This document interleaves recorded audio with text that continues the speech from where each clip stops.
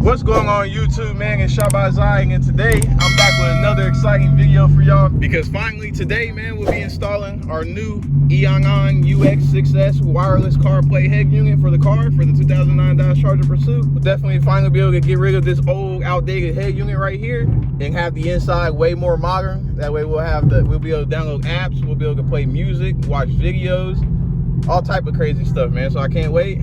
But right now I'm on my way to AutoZone because I need to grab some screws to use to mount the radio to the new little dash kit that I had to buy for it. And then once I get those, we're gonna run right back to the house and we're gonna get this thing installed. So just stay tuned and I'll see you guys once I cut the camera back on. As you guys see, we are at AutoZone, but upon further investigation, I don't know what I was thinking. The screws are actually with the head unit itself. It didn't come with the Scotch kit that I had to get for my car, so that's what I was expecting. I was thinking the screws would be here because that's where the brackets are, but they're not. They actually came with the radio, so that's even better. They're right there. So without further ado, man, you see we got our coffee, so let's hurry up and get back to the house and get this thing installed. Actually, while I'm thinking of it, good thing I was talking to you guys because I did come here anyway for another reason. I need to go in here and grab some wire strippers. So actually, let me go do that real quick and then we'll go home and get this thing installed. Damn, this thing looks so good, bro. I can't get over it. All right, we just went ahead and grabbed this for $12.99, which wasn't a bad deal considering that they had these sold as separate. You could get the test light or you could get the wire strippers by themselves, but either one was $12.99. So you might as well get both of them together for the same price. A few moments later. Let's hurry up and do a little unboxing for you guys. I hope you guys can hear me even though it's windy out here. But basically I had to order this separately, which ended up being a Scotch dash install kit, which comes with the little brackets that you put on the sides of the double din radio. That way it doesn't have any gaps along the sides of it when you install it. And then it comes with some wire crimping connectors and then also the ISO connector that you'll need. And this will match the factory connector. That way it'll plug in and work like factory. And we'll just have to go ahead and cut some of the wires and connect it here, which is the part that I am a little bit nervous to do. And then we got the antenna connector also. And all this was only like $23 off Amazon. And I got it like next day shipping or same day shipping basically. So this all came in one kit. And then in here, I already got a little excited and opened it earlier. So basically you get a box full of all the stuff you'll need to install it. We got a reverse camera. In here looks to be the factory or the aftermarket ISO connector, and this is the one we're gonna have to cut. We'll plug this into the back of the radio, and then we'll have to cut this end over here and then connect these wires onto our new Scotch connector over there. And we got a little connector right here, which I'm not sure what it's for, but it's labeled, oh, it's got an SD card slot in here, so this might be for the camera because it's got audio input, front audio out, external microphone, video input, amp, front camera input. So it's something to do with that. We'll have to read the manual. It looks like we got a Wi-Fi antenna of some sort, or maybe this is a 5G antenna. An external microphone.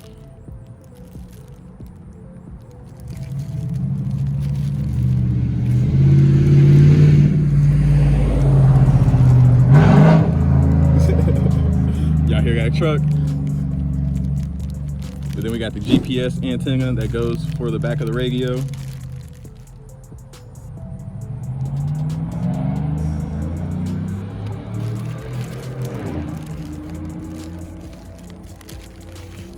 Got some USB connectors that you can run wherever you want to in the car, I believe. That way you can have some extra USB connections. And then the last two things, which I was pretty sure is what I was talking about earlier, these are the screws that should connect the radio unit to the actual brackets that came with the other dash kit. And we got an extra fuse. And I guess is that extra volume knob too? That's pretty cool. And then whatever this is, which like I said, we'll have to read the manual here in a minute to figure it out. And then last but not least, y'all know the prize of the day. And we got the UX6S head unit, which is a 7-inch display with the wireless Apple CarPlay, Android Auto. It's an Android unit with, I think, Android 13. But yeah, man, it doesn't look bad, I'm not gonna lie. So shout out to, I'm losing stuff, but huge shout out to Eonon for sending it out to us. I went ahead and skipped ahead a little bit and went ahead and installed the little side brackets to the radio just to see how it would look. This is it. And then that's a screen protector, obviously. I mean, it doesn't look bad. It's definitely gonna look better than this. So we got that done. Now, basically, we could get the ISO connector ready, but I'm gonna go ahead and take the old radio out first. That way we can at least have that done, and then we can size up to see how this is gonna fit behind there and see if it'll match the bezel or not. So I'm gonna go ahead and set the camera up and we'll get started on that right now. So first things first, we're gonna take the bezel off, and then we won't be needing this anymore. And it's funny because this aux cord, bro, I was getting mad at it the other day because it kept cutting in and out, but then I had to realize, bro, this is the same aux cord that I used in my very, very, very first car. Like, it's been around for at least 10 years. It's insane. Or I say 9 years now. Okay, unplug that.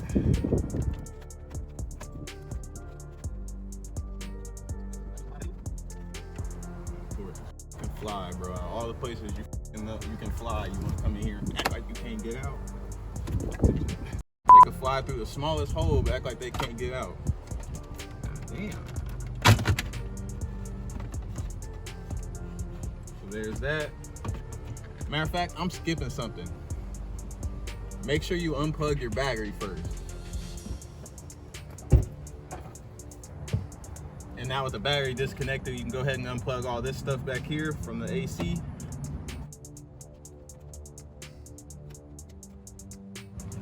Bitch or something?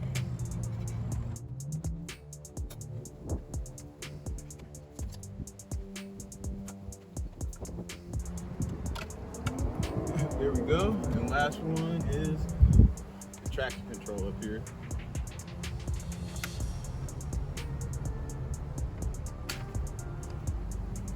And that comes out.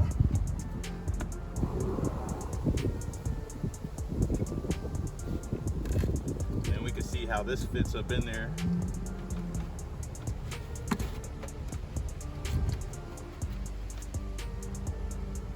Damn, it's almost perfect.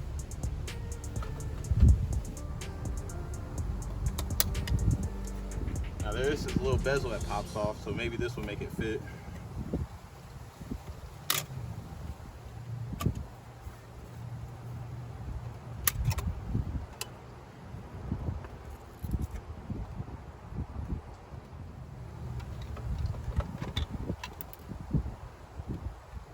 That's better. Yeah, that's way better. So when you take that bezel off, it'll fit way better. Except it just opens up some of the gap along the side for these damn border pieces. So you win some and you lose some. And then we'll take our screwdriver.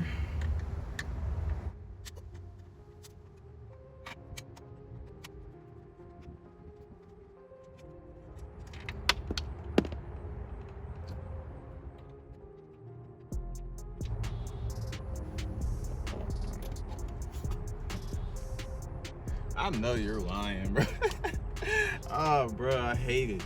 I just dropped the screw down in between the seat rail.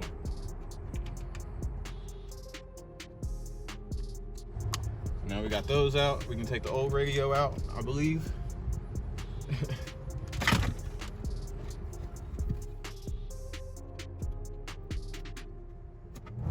And just like that, it comes out. And you'll see the new one is way more shallower than the factory one, so it shouldn't have any issue actually going back and fitting. So hopefully we won't have to modify anything, but we'll see. Because if this was to go right here, oh yeah, no, we ain't got to cut nothing. Hell yeah, let's go. Now the only thing to do is to figure out this wiring. And then as you'll see, this is the Scotch aftermarket connector. And then these are the wires I gotta go ahead and connect to the connector that came with the radio. So when I cut the camera back on, hopefully this connector will be wiring onto the radio's connector, and we'll be able to just hook it up and we'll see how it goes from there, man. So I'll see y'all here in a second. 2 hours later. Bro, I'm not gonna lie, this just took me a long time, way longer than I thought it would, because we're almost losing sunlight outside.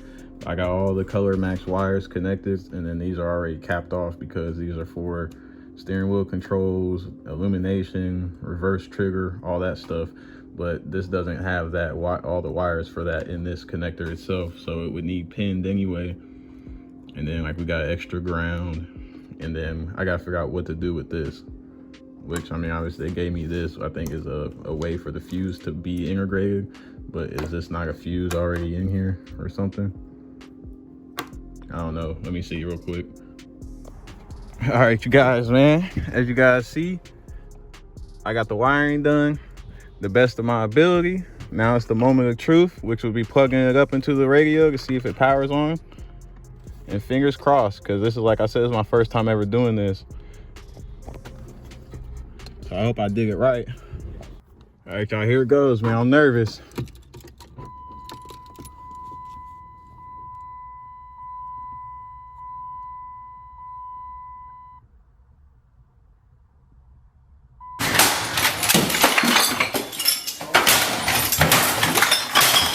What's going on, man? As y'all know, it's a new day. Obviously, as y'all can see, last night didn't go like I thought it was gonna go, so I ended up almost crashing out, and I had to just call it a night before anything got bad. It's a new day. I'm bright and bushy tail, you feel me? I'm about to try and get this figured out.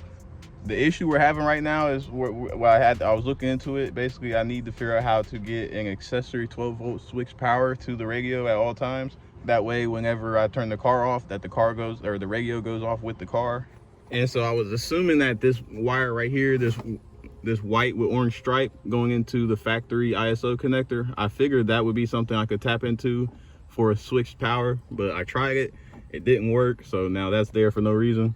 And then as y'all see, we got all the wiring right here, and then you'll see this red wire right here that has a switch in it, or a fuse in it. This is the one that you need to figure out where to get to a 12-volt accessory power source. And I swear, when you look online, nobody shows you this. This is the main part that people ask questions about, and nobody actually shows it to them or show you how to do it online. Because if you didn't get the Maestro data interface, or there's different little interfaces that people or companies make that you can get for this car, that way it can retain, like, I guess the factory steering wheel controls. And then if you have a factory amplifier, but nobody ever really shows you how to actually get power to this wire. They all just say, oh, we'll just tap into a 12-volt a wire that actually only has power when the key's on. So it's like, okay, what do I do? Go through and check every single wire in the car?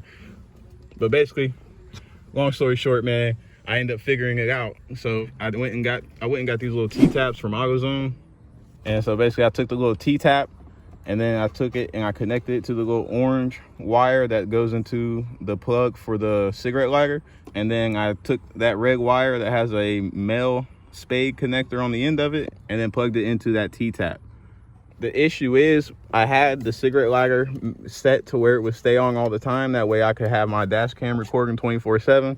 But basically I had to take the fuse and move it over. That way this will only come on whenever I switch on the ignition.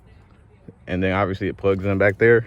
So now whenever this is plugged into that, this wire will hopefully be all right back there behind it, and basically it will provide the 12-volt power to the radio. Because basically last night, as y'all seen, it didn't power on.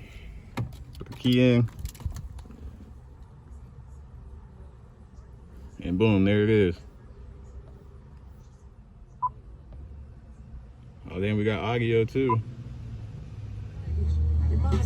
Oh yeah. We used to shoot at niggas at the mobile station. Full circle, mobile motivation. Self-educated through negotiation. All the speakers are working. So we got audio. The equalizer's working. Bluetooth's working. So at this point, man, y'all know what that means. We can do the final touches. We could put the GPS antenna somewhere. And then also this antenna for the 4G, I need to put that somewhere. Obviously this is to plug into the antenna port for the radio, so you can get FM and AM radio stations. There's one thing I need to add, which is the reverse camera, but we might save that for a separate video. But everything's hooked up the way it should be, as far as I know. I got the USB ports ran under here into the glove compartment. The only other thing is I gotta figure out where to mount this GPS antenna, which I was thinking maybe of putting it somewhere up here out the way, but I gotta figure out where to run the wire to that. We're almost in the home stretch. And then whenever you do the reverse camera, you would use these wires right here, and it plugs in there. And then your reverse trigger wire is this brown one right here, and then we'll have to figure that out once we get to it. But for now, I'm gonna call this a successful job, basically, with everything that we got put in so far. I need to tape all this stuff up, that way it stays out the way. And then there's also an external microphone that you can plug in right there, but the actual head unit itself has a microphone built into the front of it. So then basically you don't have to use the external one if you don't want to. So now you guys, we can go ahead and hopefully put everything back together.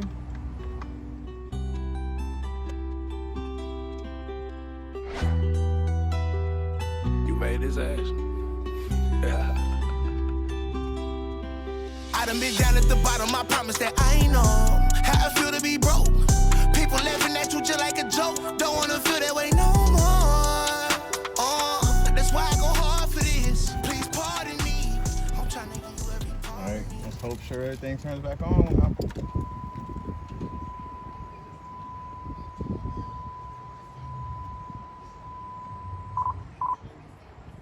Yes, sir. As I'm sitting here putting it together, I'm realizing I'm kind of soggy. These top brackets up here that go into the dash, the plastic piece for the dash is actually broke. So these up here, these two won't clip in. And then the two right here, one here and one here, these used to clip into the actual factory radio. The factory radio had holes for it to clip into. So now that clip, that clip, that clip, and that clip doesn't want to click in anywhere. Basically don't have anywhere to click into. So we'll have to figure that out. But we're obviously gonna have to work on this anyway, because here in the next video or two, I was gonna plan on doing this repair and getting this to, you know, sit flush back down like it should. So that's just something I can go ahead and fix when I knock that out. I gotta figure out how to turn off that with the volume. But yeah, we can go over some of the features real quick. It's basically, bro, this is basically an Android phone as a head unit, I swear. You got all the apps right here. Even got a Torque app that you can connect to an OBD Bluetooth thing. That way you can have all your data and stuff up here, which is pretty cool. You got Netflix, Z-Links. That's how you can do the Apple CarPlay and stuff. I still have to figure that out. GPS test. That's pretty cool. Basically, it'll tell you which way you're going, where you're at, what time it is. Even got speed and stuff here, which I think you can change, or at least design it a little bit. Yeah, that's dope. I'm not gonna lie, it's dope. We got the settings, basically every setting that an Android phone has. You got Wi-Fi, display, storage, all that stuff. And as you've seen earlier, we got 64 gigabytes of storage on this thing. Location settings, device settings. You can change the wallpaper however you want it. You can also change the boot up logo. It'll say Eonon or whatever when it starts up, but you can also change it to basically say Dodge or anything you want it to say. Up here it tells you your car battery percentage, or voltage, I mean. That way you can see if your battery is draining or getting too low. But there's a whole lot of features on this thing. You can, like I said, you can download any app and whatnot. And then we still got to go ahead and we'll install the reverse camera. And then we can go ahead and call this little project done for right now. So let me know what you guys think, man. Huge shout out to Eonon for sending us out the head unit to put into our Dodge Charger Pursuit build. It's great so far. I can't really complain about it. The sound quality is better than the factory stereo. It's not as loud as the factory stereo, because you could turn up the factory stereo to, I believe, like 50 or 60. This only goes up to 30 in terms of numbers on the volume. So it's not as loud, but the bass is way better. And it just sounds more like higher quality audio through the speakers. Even though the speakers are still the same speakers as before, it just sounds better. So like I said earlier, I'm gonna have to add some tweakers up front to get those speakers to actually fix some of the vocals. And then we'll have to go ahead and swap out some new speakers in the back too. So I have no complaints, man. Let me know in the comments what y'all think. Go check out Eonon on their website to see what they got and maybe get one for your car. And if you want to see like a full head unit review, which I will do, this was just, I wanted to get it installed and stuff. That way we can have this the hard part out of the way, basically, and then that way we can focus on going through and worrying about every little feature that this thing has. So I'll be definitely doing a full UX6S review for this here, like in probably tomorrow, basically. I wanted to wait until I did the reverse camera though, that way I can have everything functioning, that way I can do the review and do it right. But we'll see, man. Like I said, I'm new to this. I've never really done any audio or radio work in a car before, any wiring in the car at all. So for me to even do this, bro, I'm proud of myself. I'm not gonna lie. So W's in the chat, man. I ain't know I could do it. But without further ado, make sure you hit that like button, hit that subscribe button so you can keep following the pursuit build in the future. And I'll see you guys on my next video. I swear I'm trying to change my life, but end up back up in these streets. With my back against the wall, and a hammer in my reach. Keep a hit me in my car, we see the law, you hear it screech.